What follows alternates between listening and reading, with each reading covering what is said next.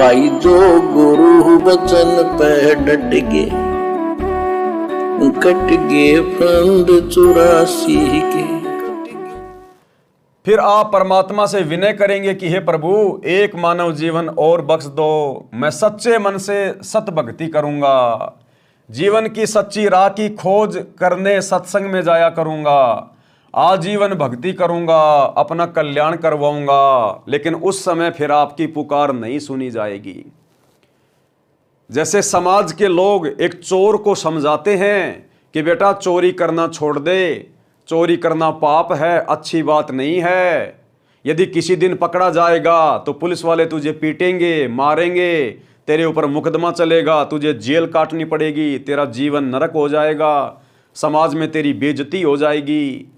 और यदि वो चोर उस समय उन व्यक्तियों की बातों को नहीं मानता है, सीरियस नहीं लेता है और अपनी चोरी वाली आदत को नहीं छोड़ता है, तो किसी न किसी दिन तो पकड़ा जाएगा। और जिस दिन पकड़ा जाएगा उस दिन पुलिस उसकी पिटाई भी करेगी, उसको जेल में भी भेजेगी, उसको कष्ट भी देगी। और उस समय वो व्यक्ति कहे कि जी मुझे एक बार छोड़ दो, मैं दोबारा से कभी चोरी नहीं करूंगा, मैं अच्छा जीवन जीऊंगा। लेकिन भैया वो सजा काटने के बाद ही आपको प्रशासन छोड़ेगा।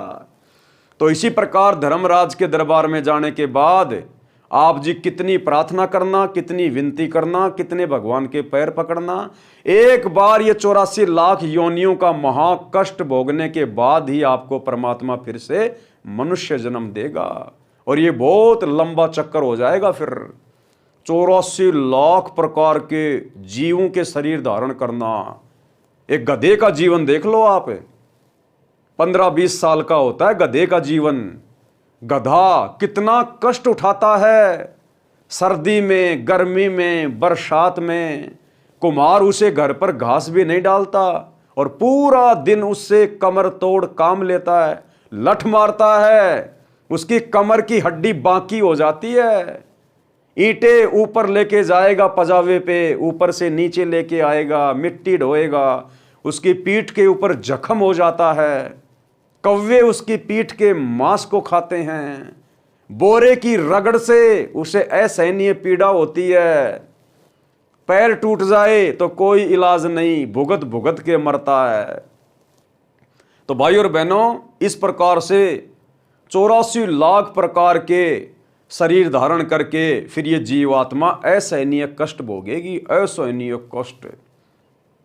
फिर इसे मनुष्य जन्म देगा परमात्मा। और उस मनुष्य जन्म का भी एकमात्र यही प्रयोजन होगा कि भाई भक्ति कर, सच्चे गुरु की शरण प्राप्त कर, सच्चे गुरु की खोज कर। और उस समय क्या पता आपको सच्चा गुरु मिले ना मिले। जैसे आप अपने अन्य मनुष्य जन्म अनगणित और बिना सच्चे गुरु की शरण के व्यर्थ करके चले गए, क्या पता आपका आने वाला अगला जन्म भी बिना सतगुरु की भक्ति के ऐसे ही व्यर्थ हो जाए।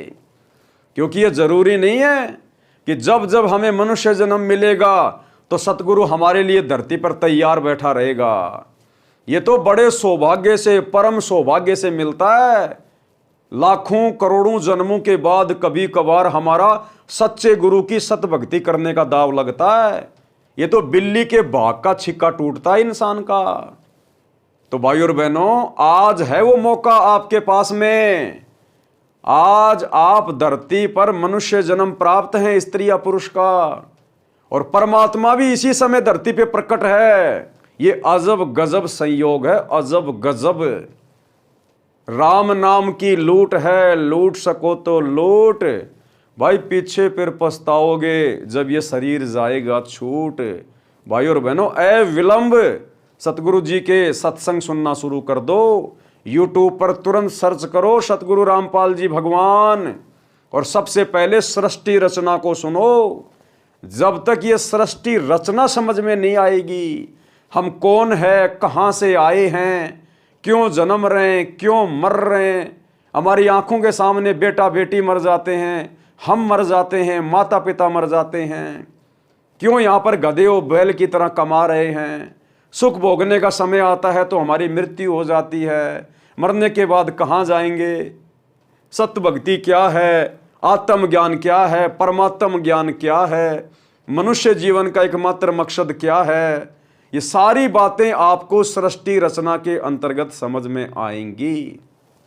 इसलिए जब भी आप सतगुरु रामपाल जी परमात्मा की सत भक्ति शुरू करें, जब भी आप उनका ज्ञान सुनना शुरू करें, तो सबसे पहले सृष्टि रचना को अच्छे से 2 या 3 बार समझें, सुने। पहली बार में तो आपको अटपटी सी लगेगी, क्योंकि आज से पहले आपको शौपन में भी किसी ने यह सत ज्ञान नहीं बताया। किसी भी धर्म गुरु के पास ये अनमोल ज्ञान नहीं था। इस अनमोल ज्ञान को देने के लिए सतगुरु स्वयं सतलोक से चल के आते हैं। तो हो सकता है पहली बार में जब आप सृष्टि रचना सुनेंगे आपको अटपटा सा लगेगा, लेकिन भाई और बहनों, हमने इन बातों को ध्यान रखना है कि पहली बार जब बच्चा स्कूल में जाता है तो टीचर का ज्ञान उसको अटपटा ही लगता है, लेकिन धीरे धीरे जब वो सुनेगा, सुनता रहेगा, वो प्रमाण देखेगा, वो बातें उसके हृदय में समा जाती है और एक दिन वो बच्चा सफल होता है, डिग्री प्राप्त करता है और फिर नौकरी लगता है और एक अच्छा उसका भविष्य बन जाता है।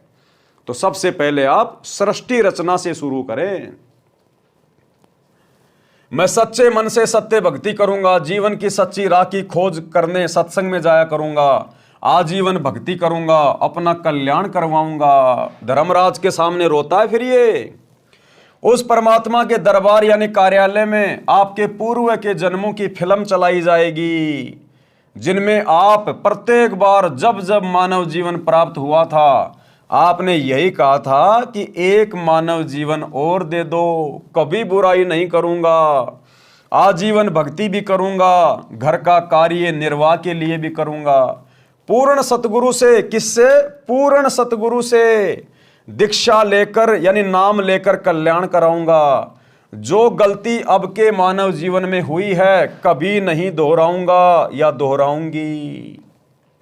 फिर परमात्मा जी कहते हैं कि अपने आप को तो मूर्ख बनाकर जीवन नष्ट करके आ खड़ा हुआ, पापों की गाड़ी भरकर अब मुझे भी मूर्ख बनाना चाहता है। चल नरक में। फिर 84 लाख प्रकार के प्राणियों के शरीर में चक्कर लगा, गधा कुत्ता सूअर बन। और फिर जब कभी मानव जन्म स्त्री या पुरुष का शरीर मिले, सावधान होकर संतों का सत्संग सुनना। किसका? संतों का। जो असली संत है उसका, इन नकलियों का नहीं, पाखंडियों का नहीं। जो गांव गांव नगर नगर में आश्रम खोलकर, डेरे खोलकर, हाथ में चिमटा लेकर, कान फुड़वा के, जटा बढ़ा के, जो पूरी दुनिया को काल की गोद में बैठाने के लिए जन्म लेकर गांव गांव घूम रहे हैं। भाई और बहनों, पृथ्वी पर एक समय में केवल एक ही सच्चा संत होता है, केवल एक ही। अब आप देख लो इस जीवात्मा को भटकाने के लिए काल का कितना भयंकर षड्यंत्र है।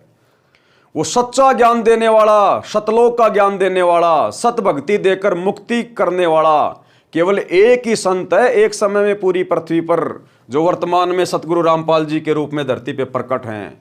बाकी ये जितने भी आचार्य, शंकराचार्य, मंडलेश्वर, महामंडलेश्वर, किसी भी धर्म में, किसी भी संप्रदाय में, ये सब के सब काल के द्वारा भेजे गए दूत हैं, जिनका एक ही मकसद है कि इन भोली भाली आत्माओं को काल के जाल में फंसाओ, उल्टी साधना देके। सतगुरु रामपाल जी के अलावा धरती पर किसी भी संत के पास में सत भक्ति नहीं है। कोई भी संत आपको नहीं मिलेगा जो धर्मशास्त्रों में उंगली रख रख के समझाए कि देखो गीता जी का ये अध्याय ये कह रहा है, ये श्लोक ये कह रहा है। विद प्रमाणित कोई भी संत आपको सतगुरु रामपाल जी के अलावा नहीं मिलेगा। जो गुरु बचन पे डट के, कट गे फंद 84 के, कट गे फंद 84 के, कट गे फंद 84 के।